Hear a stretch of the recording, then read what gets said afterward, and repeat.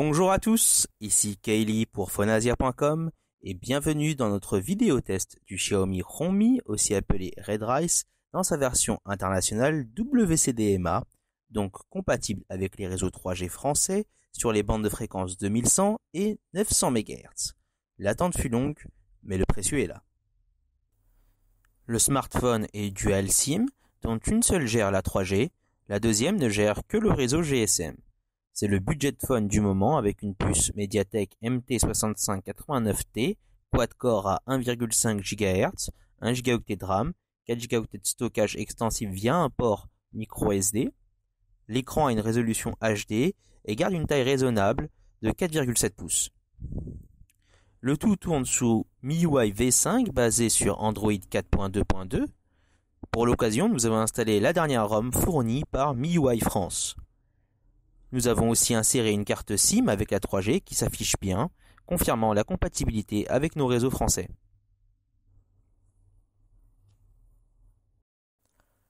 Passons au design. Les finitions sont relativement correctes avec un smartphone de ce prix, au même niveau que le Xiaomi Mi 2S avec un dos en plastique. Cela reste très propre, pas de grincement et adopte la même disposition que son aîné. On retrouve ainsi sur la face avant l'écran HD avec les capteurs de proximité et de lumière, ainsi que les 3 boutons rouges non rétroéclairés. Sur la tranche droite, les boutons volume et power de meilleure qualité que le Xiaomi Mi 2S, dans la même veine que le Mi 3. La bonne surprise vient de la présence d'une petite fente facilitant l'ouverture de la coque arrière. Sur la tranche du bas, on a le port micro USB, mieux protégé que le Mi 2S ainsi que le micro. Sur la tranche du haut, on a le classique port 3,5 mm jack. À l'arrière, il y a l'appareil photo de 8 mégapixels avec son flash et le haut-parleur en mono. Le smartphone a des dimensions raisonnables pour un 4,7 pouces sans être le plus petit du marché. Par contre, il a un poids de 158 grammes contre les 133 grammes du Mi 2A ou les 145 grammes des Mi 2S ou Mi 3. Le smartphone est un peu plus lourd, et il est indéniable que cela se ressent, surtout quand vous avez pris l'habitude de manipuler des terminaux plus légers. L'écran constitue une bonne surprise en offrant des textures très fines avec une densité de pixels de 312 ppi pour un écran de 4,7 pouces. Son point faible provient de la colorimétrie quelque peu fausse. Il affiche des couleurs encore plus chaudes que le Mi 3 avec des noirs moins profonds et un blanc qui tire un peu trop vers le jaune. Par contre, sa luminosité est tout bonnement excellente. À ce jour, c'est l'écran le plus lumineux de la gamme Xiaomi. Ce qui va plaire pour les économes de la batterie, c'est le grand confort en intérieur atteint à seulement 15-20% de la luminosité maximale, là où je ne descends jamais en dessous des 40% sur mon Mi 2S ou Mi 3. Je vous laisse regarder avec l'écran du Mi 3 où la différence se voit. Il s'agit là d'une vidéo en 1080p avec un bon encodage. Bien que le Mi 3 paraisse plus fin, ça reste très clair sur le Redrice.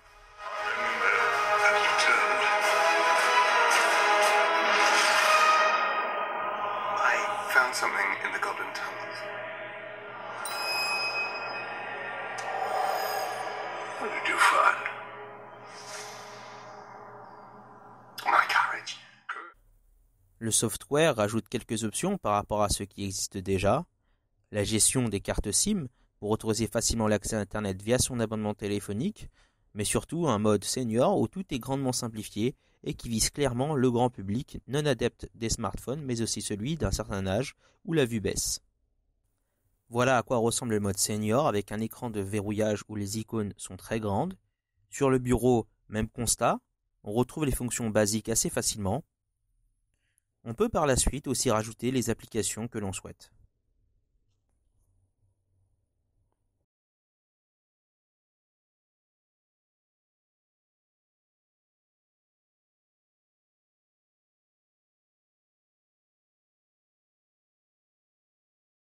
Autrement, par rapport au Mi 2S, Mi 2A ou au Mi 3, la différence dans la fluidité se sent clairement.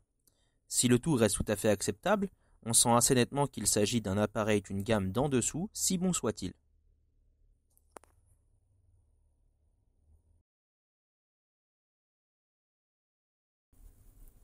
Voici les benchmarks.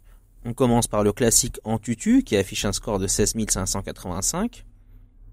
Mais vous êtes habitué maintenant, ce chiffre ne correspond pas à la réalité puisque sur AnTuTu X, on a un score de 14 167. On assiste ici à un résultat artificiellement boosté de 17% environ. De manière objective, le score d'AnTuTu X est tout à fait correct et reflète de bonnes performances de la puce MT6589T. Faisons un passage sur Epic Citadel en High Quality dans un premier temps. On a un score de 52,4 fps très proche du Mi 2A avec ses 57,7 fps. Par contre, en mode Ultra High Quality, qui est bien plus gourmand en ressources graphiques, là le Red Rise est complètement dépassé avec un score de 27,8 fps contre 48 pour le Mi 2A. Nouvel entrant dans la catégorie des benchmarks, nous avons supprimé définitivement Quadrant pour utiliser Pi, qui sollicite surtout la partie CPU en lui faisant faire des calculs de plus en plus compliqués. Résultat plutôt étonnant où le Red Rise parvient à passer très légèrement devant le Mi 2A, qui est seulement double cœur. Le Mi 2S quant à lui prend la tête. Poussons un peu plus loin les tests sur le CPU avec Vellamo. En HTML5, on retrouve le même classement avec le Mi 2S en tête devant le Red Rise et le Mi 2A en dernier. Par contre, sur la partie métal de Vellamo, les dernières places s'inversent dans des tests un peu plus diversifiés. Place à GFX Bench, la référence en matière de GPU et aucune triche dessus. Les scores sont évidemment bien plus bas que les modèles haut de gamme et on se retrouve avec 3,4 fps en off-screen sur T-Rex HD et 5,9 fps en résolution native. Sur Egypt HD, ça remonte bien évidemment, mais les chiffres correspondent à ce qui se faisait il y a déjà 18 mois, à 13 fps en off-screen et 17 fps en on-screen. Passons maintenant à l'appareil photo. On retrouve les mêmes options présentes dans n'importe quel Xiaomi sous MIUI V5. Nous sommes ici dans le mode Pro avec toutes les options. L'appareil photo de 8 mégapixels est plutôt bon et a une lentille avec une ouverture f2.2 mais surtout des photosites qui sont l'unité de base des APN. Ici il s'agit simplement de la taille d'un pixel mesurant 1,4 micromètres contre 1,2 à 1,3 micromètres traditionnellement. Par la suite, Apple a fait le même choix en adoptant une taille de pixel similaire sur son iPhone 5S. Voyons voir si les résultats sont à la hauteur du changement.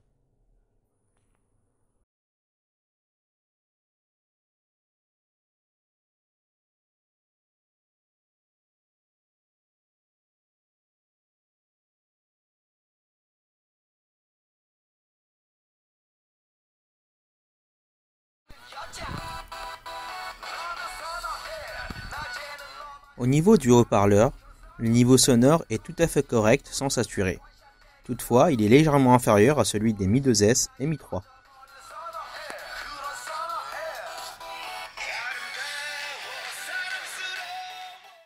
À propos de l'autonomie, cela fait quelques jours que je l'utilise maintenant. Je dois dire que le résultat est plutôt correct. On tient la journée surtout grâce à l'utilisation de l'écran en basse luminosité. Je vous le disais déjà auparavant, mais en intérieur, je reste à des niveaux de luminosité inférieurs à 20%. Cela aide vraiment dans l'endurance de l'appareil. Pour conclure, le Xiaomi Red Rise correspond vraiment bien à sa gamme de prix.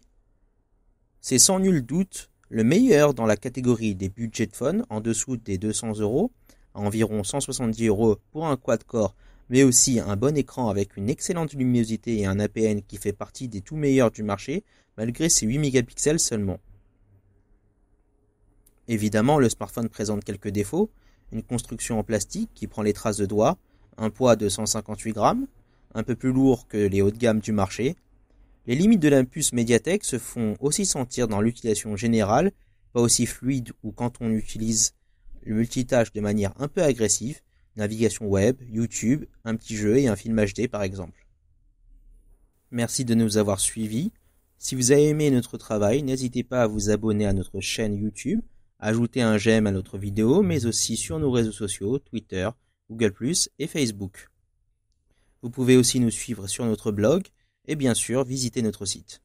Portez-vous bien et à bientôt.